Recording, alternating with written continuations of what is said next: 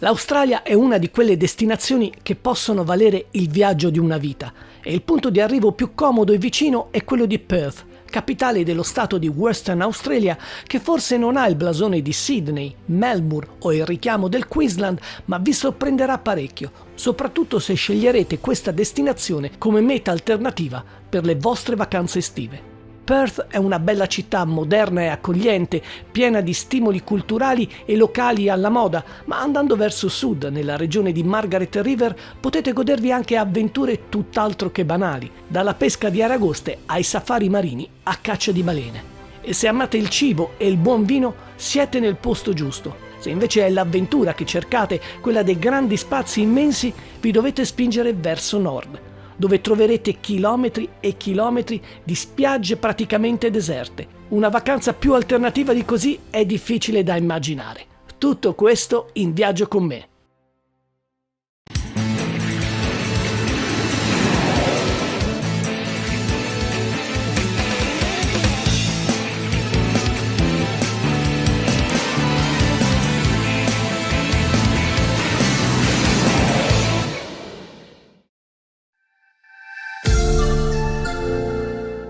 L'impresa da fare prima di godersi il grande continente australiano è arrivare a destinazione. Operazione resa solo apparentemente più semplice dal nuovo collegamento diretto da Roma a Perth. È vero, non ci sono scali intermedi, ma bisogna fare appello a tutte le risorse ascetiche più profonde dell'uomo per sopravvivere a 16 ore di tratta non stop, soprattutto se come me viaggiate in classe economica. Una fatica titanica che per fortuna viene compensata se la notte lo andate a passare in qualche hotel di lusso di Perth, come il bellissimo Commode Treasury, in cui sono brillantemente risorto dopo un sonno che non ricordavo di aver fatto così profondo neppure quando andavo alle elementari.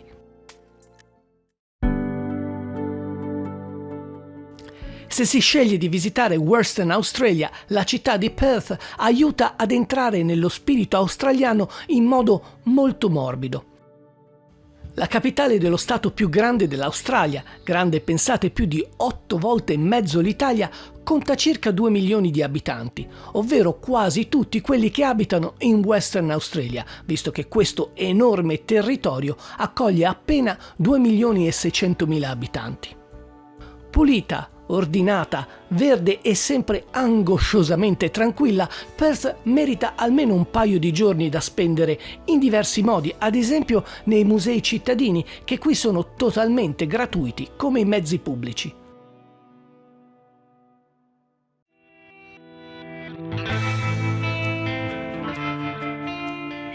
Ovviamente potete sempre cimentarvi in qualcosa di ancora più local, tipo cavalcare 2 belle onde con il surf in una delle tante spiagge cittadine. I treni e i bus che si snodano in tutta l'area vi porteranno a destinazione in circa 30 minuti partendo dal centro della città e arrivando ad esempio alla famosa Scarborough Beach. Qui troverete gente sulla tavola anche nei pomeriggi infrasettimanali, quindi se qualche negozio in centro alle 4 del pomeriggio risulta chiuso è molto probabile che il suo proprietario abbia preferito, a ragione, ad andare al mare, quindi non vi sorprendete.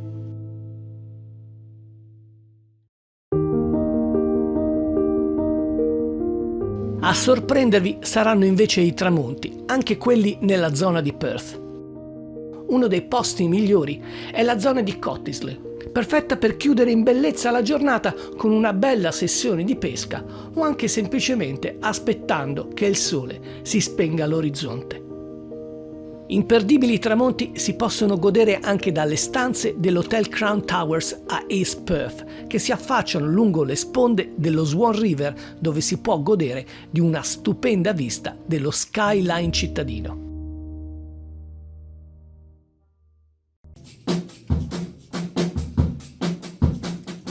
Per un dopo cena originale si può ascoltare dell'ottimo jazz all'Ellington Club oppure andare in uno dei tanti locali nella zona di Chinatown lungo William Street.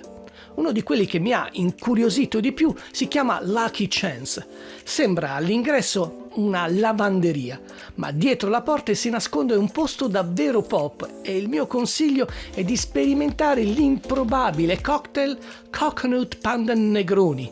Vabbè, insomma, paese che vai, usanze che trovi, almeno così si dice.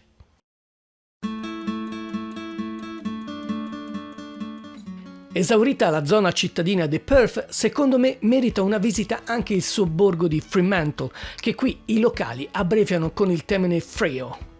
Una zona con chiari ed eleganti richiami al periodo della colonizzazione inglese, con molti edifici storici in stile vittoriano, ma anche una meta ideale per una cenetta romantica o per qualche attività originale, come la scuola di gin che si tiene nei locali di Republic of Fremantle.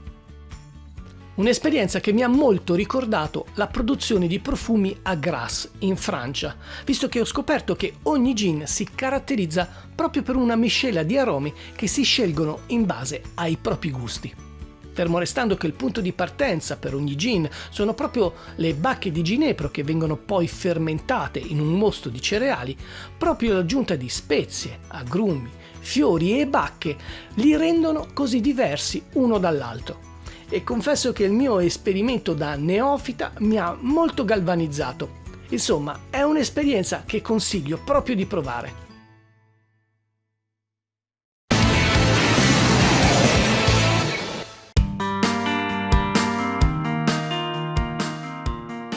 Fremantle è anche il porto di partenza per una gita fuori porta a Rotten's Island, che dovreste proprio prendere in considerazione mettendo in conto però una trasferta in traghetto che potrebbe rivelarsi piuttosto agitata, ma tranquilli, a bordo vengono offerti sacchettini d'emergenza.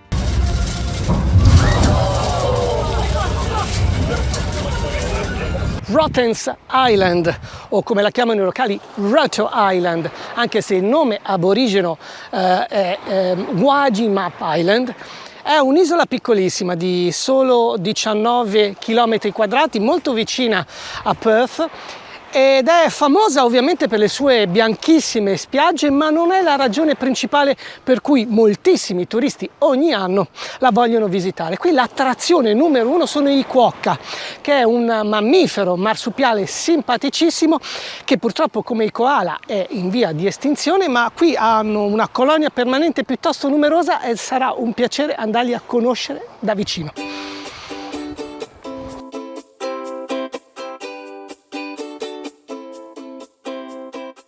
Eccolo il quokka, questo piccolo marsupiale, grande più o meno come un gatto, è un animale erbivoro che vive principalmente di notte e che per il suo muso simpatico e apparentemente sempre sorridente viene definito l'animale più felice del mondo. Un'affermazione che ovviamente non sono riuscito a verificare in modo empirico. I quokka però non sono l'unica attrazione di Roto Island. Questo fazzoletto di terra è anche un paradiso per chi ama il mare e le belle spiagge, che però durante i periodi di alta stagione sono piuttosto affollate, ma non è così durante la nostra estate, che corrisponde qui all'inverno australiano. Se è il mare e lo spirito libero degli australiani che volete vivere, vi consiglio di salire a bordo di una delle crociere speciali organizzate da Sea West, come quella che parte da Mendura, e che vi permetterà di apprezzare non solo questo angolo di costa nella regione di Margaret River, ma anche di vivere un'esperienza culinaria di altissimo livello a chilometro zero in senso davvero letterale, visto che qui i crostacei ve li dovete pescare voi, ovviamente con il fondamentale aiuto del team di bordo, e poi ve li mangiate con calma nei canali chic di questo posto. Un'esperienza davvero appagante che secondo me merita di essere fatta se vi spingete fino a queste latitudini.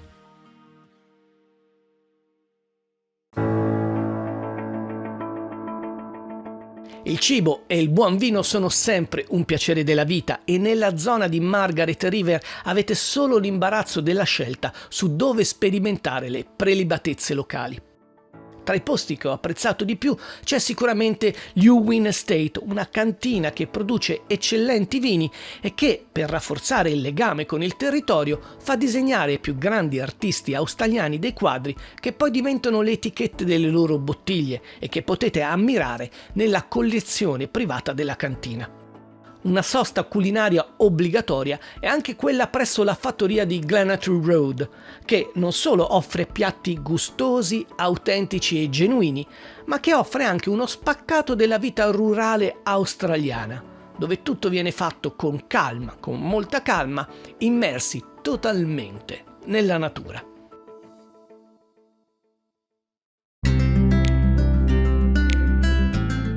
Se le eccessive incursioni culinarie vi avranno appesantito, come nel mio caso, un buon modo per smaltirle è camminare lungo uno dei tanti spettacolari trekking che si possono fare in Western Australia, come il famoso Cape to Cape, magari affidandovi a tour operator specializzati come Walk into the Luxury. Lo chiamano non a caso The Great Trek e in effetti è uno dei trekking più belli al mondo. Se lo volete percorrere tutto ci vogliono 110 km. I più allenati dividono questa tappa in 4 giorni e coprono l'intera distanza. Diciamo che nei casi delle persone un po' meno allenati, come nel mio caso, ci vuole qualcosina di più, ma anche solo fare un tratto di questo lungo percorso è un'emozione incredibile perché si è veramente immersi nella natura. Un itinerario che consente di apprezzare i grandi spazi immensi e deserti di questo paese, imbattendovi qua e là in posti davvero spettacolari, come la piscina naturale che qui chiamano The Natural Spa e che si trova nei pressi di Smith Beach.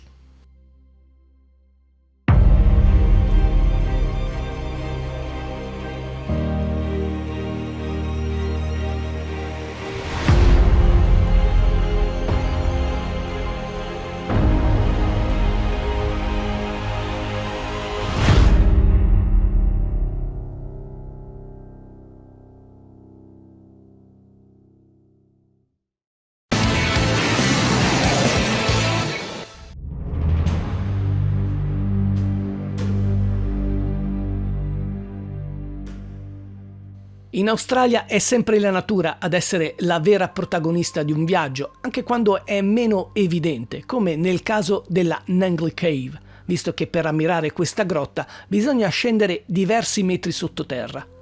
Situata a Yallingup, sempre nella regione di Margaret River, questa attrazione naturalistica, nota agli aborigeni da millenni di anni e formatesi oltre 500.000 anni fa, fu scoperta, o meglio riscoperta, dall'esploratore Edward Dawson nel 1899.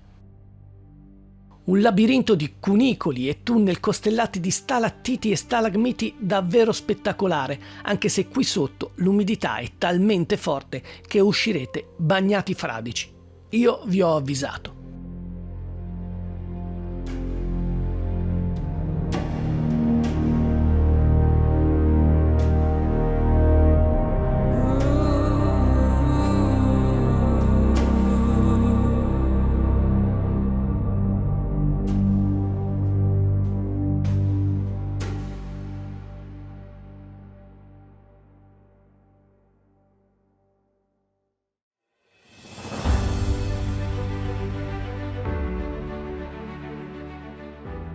C'è un'altra gita che metterei sicuramente nel programma di viaggio in una trasferta in Australia occidentale, ovvero l'avvistamento delle balene.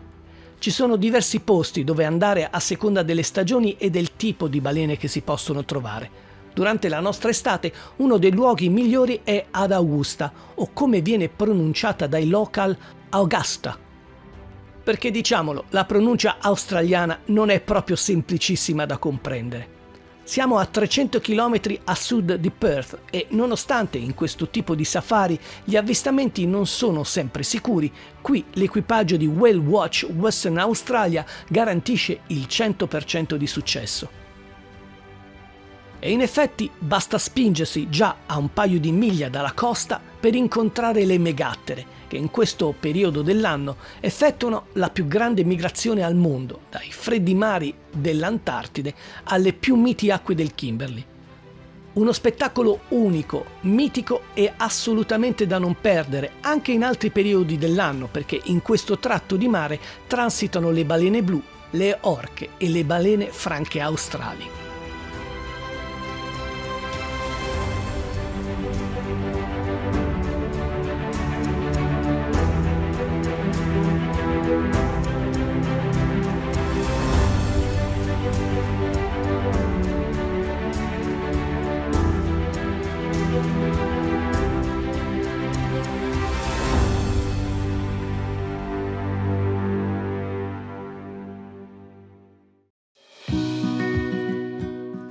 Avendo del tempo a disposizione e un discreto budget da allocare, perché l'Australia non è proprio una destinazione a buon mercato, consiglio vivamente di prendere un aereo e andare a nord, nella zona di North West Cape, precisamente a Exmouth. Certo, l'idea di volare su un Fokker 100, il cui manuale di pilotaggio si trova in PDF su Google, non è il massimo, ma questo territorio sperduto dell'Australia occidentale dispensa un autentico senso di avventura. Da qui infatti si parte per visitare alcuni dei luoghi più belli di questo stato, come il Cape Regional National Park, Coral Bay e il parco marino di Ningaloo. In questa zona le strutture ricettive sono pochissime e infatti chi decide di venire da queste parti si attrezza con mezzi di trasporto di un certo livello, con tanto di barche e roulotte al seguito. E in effetti la mia auto presa a noleggio è apparsa subito inadeguata. E adesso posso finalmente rispondere alla domanda principale di questo viaggio. Ma ha senso arrivare fino all'altra parte del mondo, in Australia, per farsi una vacanza alternativa al mare? E la risposta è assolutamente sì, perché se pensate alle spiagge adesso in Italia, 45 gradi all'ombra, piene di gente, ecco qui ci sono chilometri e chilometri di distese, di spiagge isolate, senza nessuno e una temperatura ideale. 25 gradi, bassissima umidità, ti sdrai, non sudi e te la godi alla grande.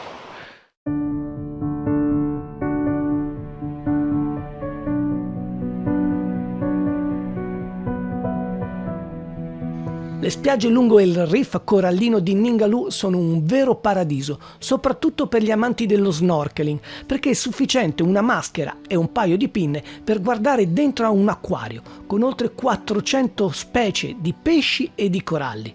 Minimo sforzo, zero costo e piena soddisfazione. Ma gratificante è anche godersi i chilometri di costa in totale e assoluta solitudine, riscoprendo il vero piacere della libertà, che è l'elemento che poi, alla fine, rende davvero speciale un viaggio in Australia, anche se alcuni momenti di aggregazione sono sacri e necessari.